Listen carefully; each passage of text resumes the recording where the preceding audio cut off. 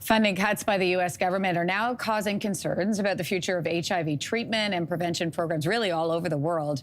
The U.S. Emergency Plan for AIDS Relief is credited for helping to save the lives of more than 26 million people by investing in these treatments and programs. But last month, U.S. President Donald Trump put a 90-day pause on foreign aid, effectively halting this program.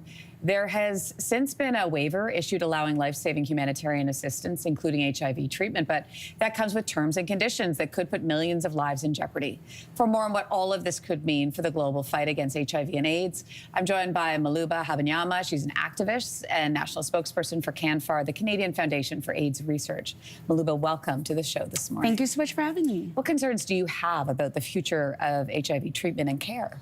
Oh, many concerns. I mean, like you said, these have saved millions of lives. We have treatment, prevention. HIV is not what it used to be in the 90s. Now we have treatment where somebody living with HIV like myself, if they're adherent to medication, they could be undetectable, which means they cannot transmit it to anybody else. We have prevention methods where people can take a pill or an injectable that will stop HIV from transmitting to their body. Many of these methods that we have scientifically that people have worked hard for can change the way, but now if we don't have access to it, it's very scary. And very frightening to me. For a person living with HIV, when you heard this news, what did you think? Oh, a lot of heartbreak, a lot of frustration, especially for my U.S. friends and family members, and a lot of worries because these are just our neighbors, and so things tend to trickle down. And so it's very important in Canada that we pay attention to this, but then also pay attention to the work that we're doing here and making sure that we're continuing our treatment and prevention methods. And paying attention to the language being used, too, because I want to ask you about that, because the language in this memo from the U.S. government specifies that PEPFAR-funded medicine can only be given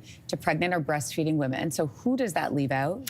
So when you look at just pregnant and breastfeeding women, that leaves out women living with HIV that are not pregnant, obviously, leaving out men living with HIV, leaving out children living with HIV, and then leaving out communities disproportionately that are affected by HIV to get prevention, to get testing to HIV. So we're leaving out so many communities that are already at a disadvantage to this virus that unfortunately has risen in Canada. I mean, we're up about 36%. That should not be happening in 2025. Yes. Wow.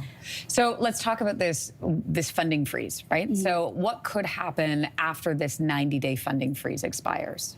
So after this 90-day funding freeze, and again, I mean, if we're trusting the government and seeing, they're saying that this is going to change. But now, if you actually go on HIV.gov, that website is still frozen. You still cannot find information about HIV education, HIV awareness, or HIV treatment. So we don't know what's going to happen after the 90 days, but we're already seeing people that are being disadvantaged against, that are being ripped away from their treatment and prevention methods. So we're not sure what's going to happen in the 90 days. I have a lot of hope, but it's not looking, I mean, America's going through a lot right now when it comes to healthcare and disproportionate communities. And so we have to look at Canada and what we're doing. And are we doing the right thing? Are we doing all of the right measures? What's your take on how we are at, where we're at right now? Absolutely not. Right. We have a long way to go, but I do have hope for this year. But again, I mean, we're in a provincial election, we're in a federal election, so we'll see. But again, we have new diagnosis. I think in 2025, when we have self-testing kits, when we have testing that can be so easy, when we have prevention methods, when we have treatment, again, that can be one pill once a day or injectable every other month, why are we having new cases of infections? Why are we having people living with HIV still criminalized? Why are we having people living with HIV still stigmatized? Right. Okay, so you mentioned off the top, I mean, you've been living with HIV your whole life. When we talk about the medication that we are discussing right now, how has medication and care affected you personally?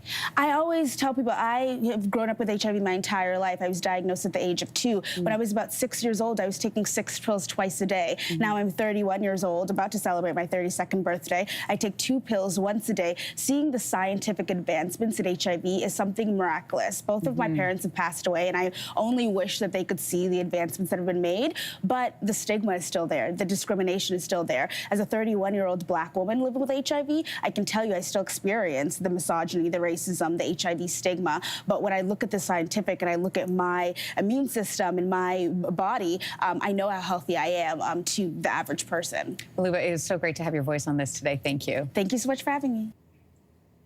If you like that video, make sure to subscribe to the Your Morning YouTube feed, where you can find all kinds of new content posted every weekday morning.